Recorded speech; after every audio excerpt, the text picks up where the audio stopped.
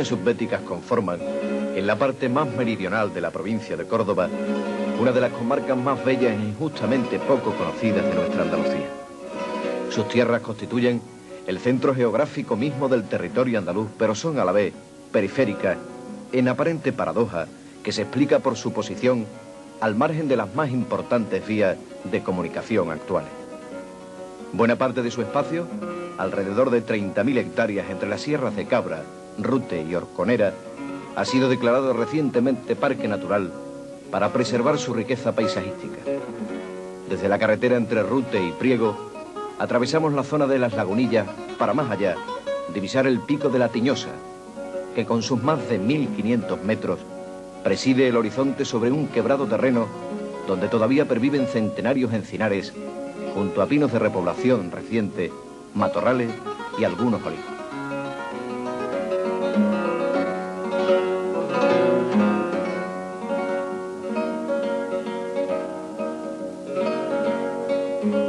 Toda la comarca, sobre todo en su parte oriental, posee tierras que permiten una fácil filtración de las aguas de lluvia, por lo que afloran por doquier fuentes y manantiales, alimentados por los extensos acuíferos subterráneos que han hecho posible la existencia de un gran número de aldeas y un sinfín de caseríos que, aunque hoy en claro descenso demográfico, constituían hasta hace solo unas décadas el hábitat de más de la mitad de la población de varios municipios.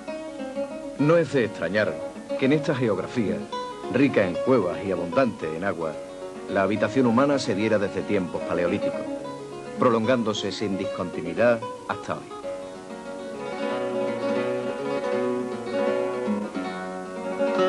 Por doquier, si exceptuamos los más altos picos y algunas zonas de vega, como la del río Salado, en que se da una cierta diversidad de cultivos, el olivar está presente de forma prácticamente exclusiva.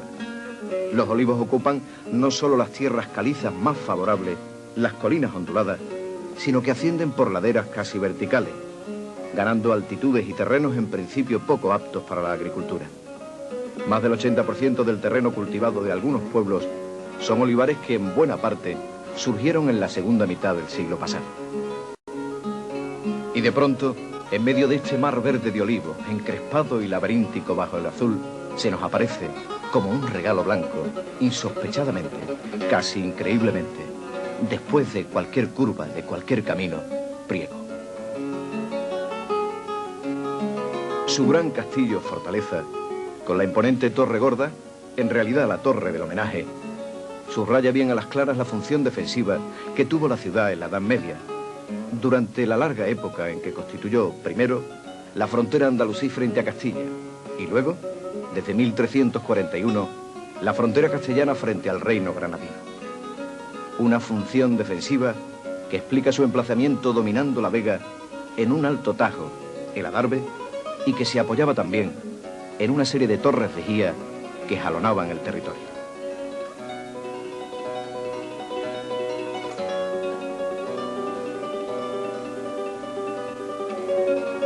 El barrio de la villa, con sus estrechas calles y callejones, zigzagueantes e irregulares, con sus pequeñas plazas recoletas, casi patios, conserva casi incólume el trazado medieval y morisco de su origen, complementando su blancura de cal con el verde vivo de las plantas, mimada por las vecinas.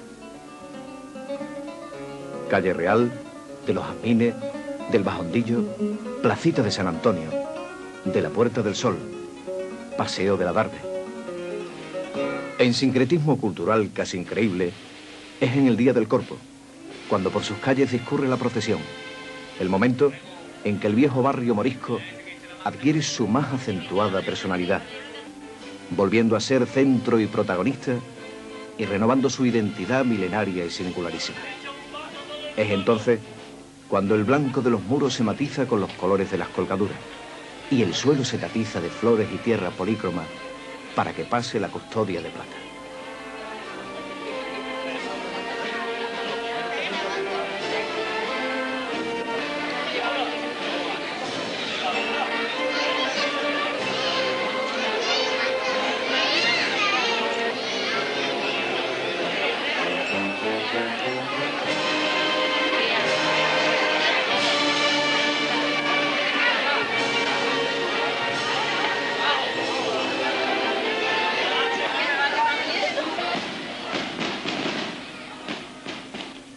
Pocos años después de la conquista castellana, Priego pasa a formar parte del señorío de la Casa de Aguilar y en 1501 don Pedro Fernández de Córdoba obtiene el título de marqués de Priego.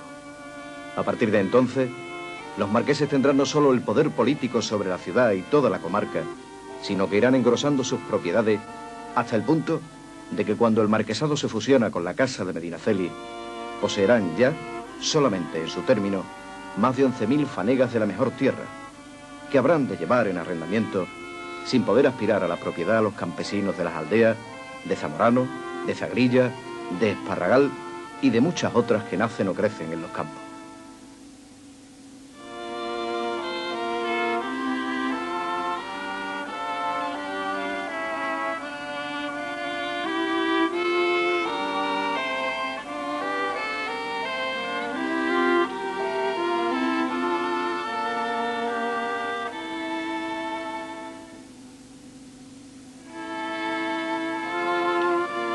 En esta primera centuria del marquesado, durante el siglo XVI, la población rebasa las murallas medievales y se va extendiendo por el llano, a la vez que surgen construcciones monumentales no militares.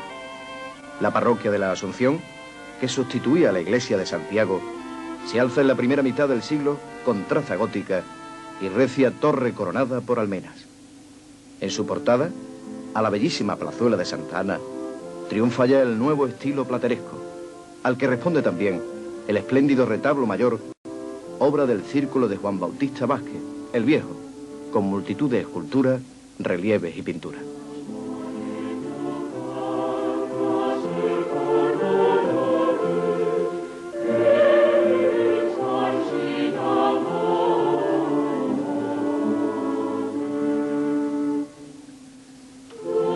También al estilo gótico, aunque como la Asunción muy transformado posteriormente, responde el convento de San Francisco, para sufragar su construcción, motivando las limosnas de los vecinos, que al parecer no estaban demasiado dispuestos a prodigarla, cuenta un cronista de la propia orden franciscana, que el marqués endureció fuertemente su actitud para con ellos, designando a la vez a los frailes como únicos mediadores para la consecución de favores y dispensas, con lo que, para congraciarse con ellos, los súbditos hubieron de prodigar sus ayudas al convento.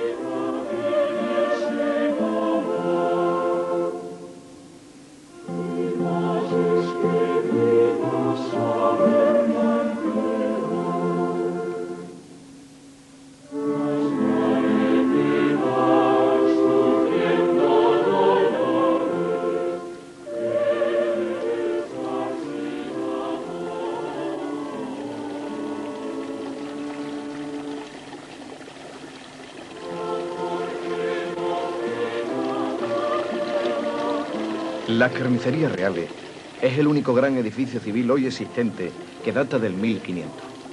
Construido entre 1576 y 1579, su portada, entre dos torrecillas, es fuertemente italianizante, con gran presencia del almohadillado.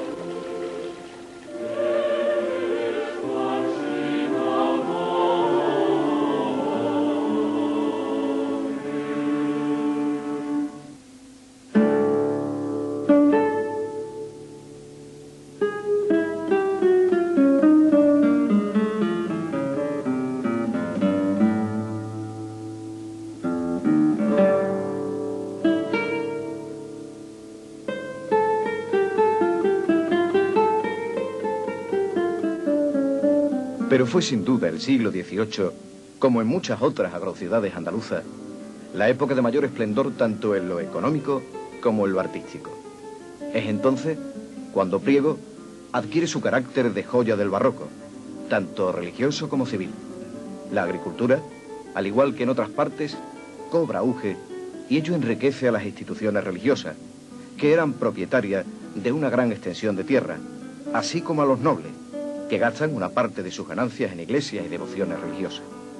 Sin olvidar que otras capas sociales consiguen también una cierta prosperidad gracias a la industria de la seda, de la que Priego fue uno de los más importantes centros de toda Andalucía.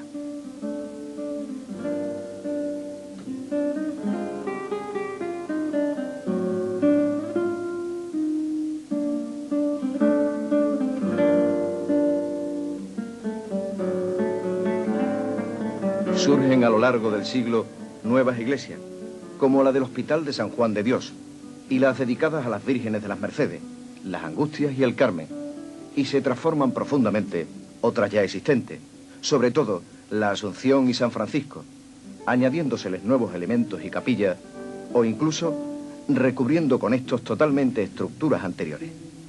Triunfa el barroco en la fachada, algunas de las cuales, como la de la ermita de la Aurora, son verdaderos retablos en piedra o mármol, con columnas salomónicas y decoración que recuerda a los realizadas en madera o yeso en los interiores de los templos.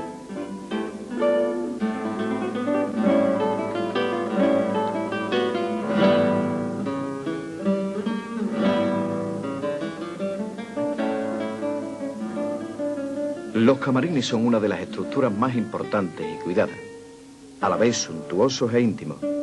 Son verdaderos joyeles desde los que la imagen sagrada reina permanentemente sobre todos los fieles, mientras que estos, solo en momentos puntuales, y si están entre los elegidos, pueden tener el honor de subir hasta el Santa Santorum.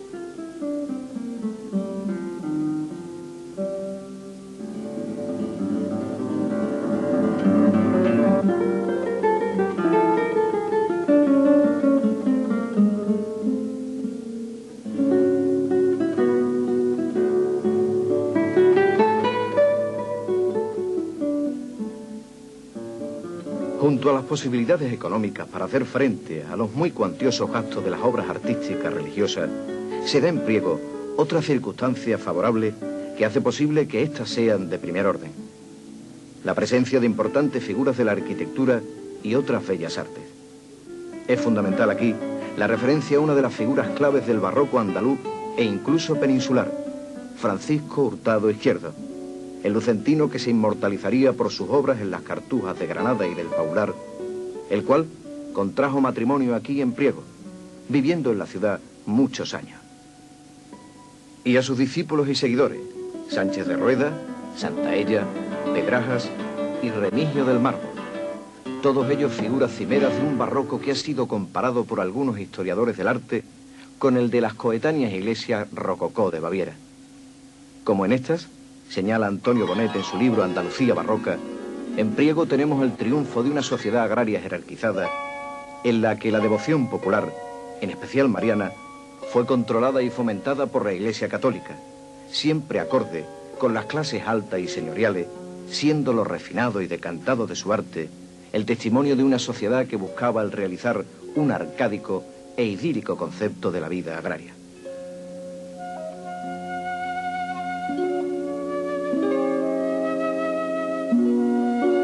El ejemplo más significativo, entre tantas obras de tan gran significación, es el de la parroquia de la Asunción.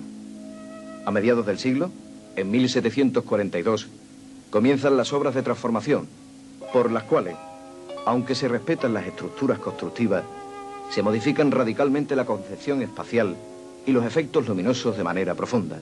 Los arcos apuntados se recubren con otros de medio punto. Las antiguas bóvedas góticas son recubiertas con otras menos elevadas y de muy distinto carácter. Se realiza una cúpula elíptica y cambia totalmente la ornamentación y el color. Aquella es ahora de yesería y el blanco triunfa plenamente. Pero aún esto no basta. Terminada la reestructuración de la iglesia, se realiza la que ha sido calificada como una de las obras maestras de todo el arte peninsular y, sin duda, la obra cumbre del barroco prieguense, e incluso, para algunos, de todo el barroco andaluz, la capilla del Sagrario, con antecámara rectangular y cámara octogonal, bañada de luz blanca, casi cegadora, que se derrama a raudales sobre el tabernáculo central, mientras que cúpula y paredes se ornamentan con profusión de yesería.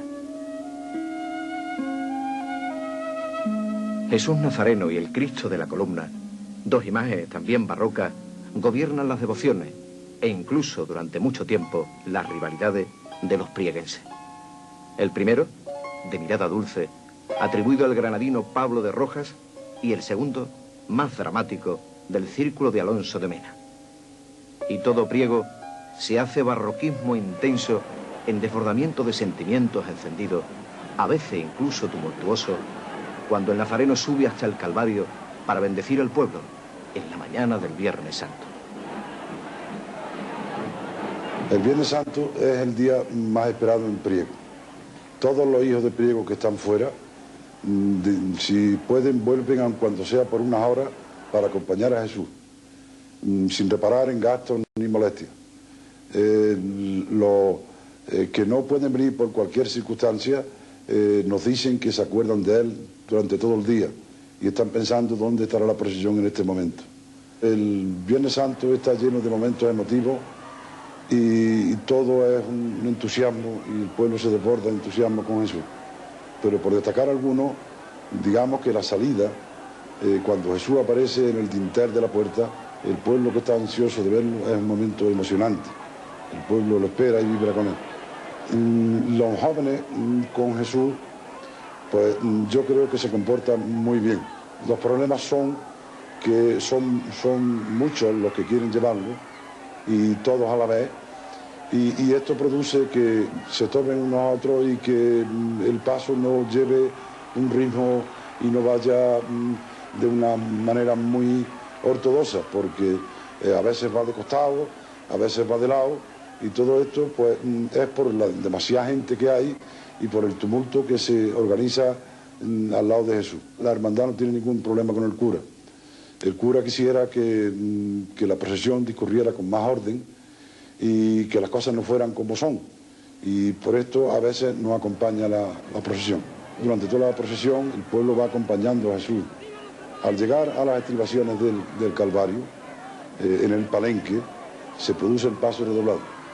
El paso redoblado es la banda que acompañan a Jesús de tambores y cornetas. Imprimen un paso más largo, o sea, más rápido, con el cual es más fácil transportar la imagen y hasta la cima del Calvario, donde todo el pueblo está esperando que Jesús le bendiga. El pueblo está con sus hornazos en alto y Jesús imparte la bendición durante 3 veces y es, yo creo, el momento cumbre del Viernes Santo, el más emocionante de todos.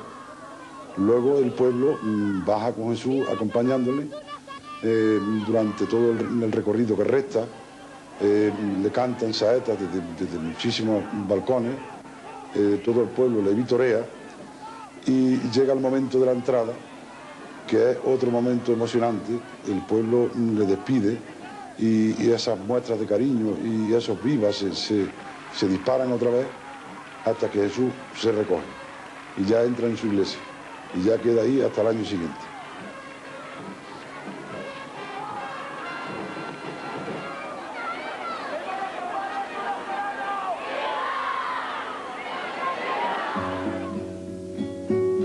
El arte barroco no solo alienta en edificios religiosos, sino también da lugar a uno de los conjuntos urbanos más deliciosos y artísticos de Andalucía y de todo el arte rococó, el de la Fuente del Rey.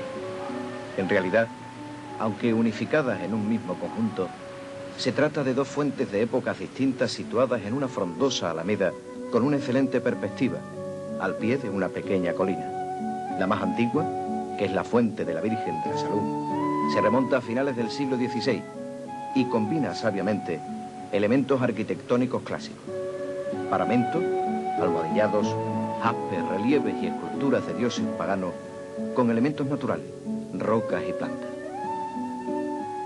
La segunda fuente, que es la central del paseo, se realizó a comienzos del XIX por Remigio del Mármol y se compone de 3 estanques, de dimensiones y estructura diferentes, con esculturas mitológicas: un león en lucha con un dragón, Neptuno con sus caballos marinos, Anfítrite abrazada a un gran pez, entre otras.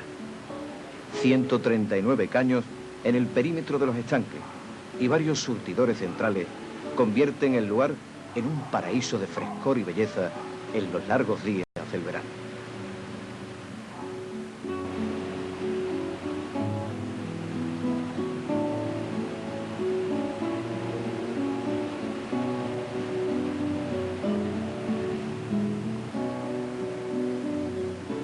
La arquitectura privada no quedó atrás de la iniciativa religiosa y de las empresas públicas.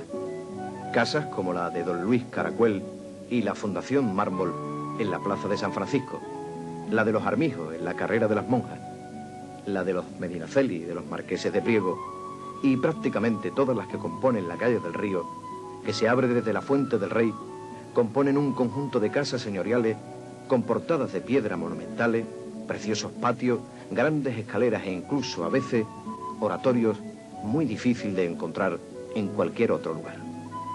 Precisamente en una de estas casas de familias acomodadas nació el 6 de julio de 1877, quien había de ser jefe del Estado durante la Segunda República, don Niceto Alcalá Zamora.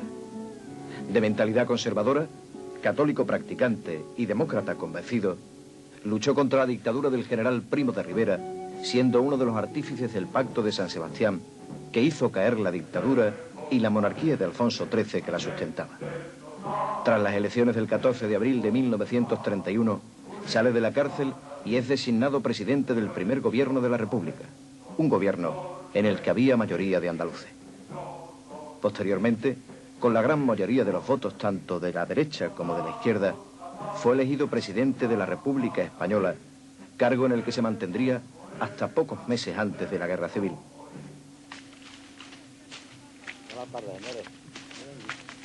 Hoy, más que la agricultura, con el monocultivo olivarero, son las industrias de confección el sector con mayor número de puestos de trabajo en el pueblo. En los varios grandes talleres mecanizados y en el alto número de pequeños se ocupan 2.000 o 3.000 personas, en su mayoría mujeres. De alguna manera, la confección de prendas comenzada en los años 70, tras más de una década de muy fuerte emigración, viene a continuar una tradición que se remonta al menos al siglo XVI, cuando la seda y los tafetanes ocuparon durante 300 años a un gran número de familias. La crisis de exportación de finales del XVIII hizo derrumbarse esta riqueza, al igual que también ocurriera a finales de los años 50 de nuestro siglo con los tejidos de algodón de las fábricas locales. Hoy, la actividad es de nuevo patente.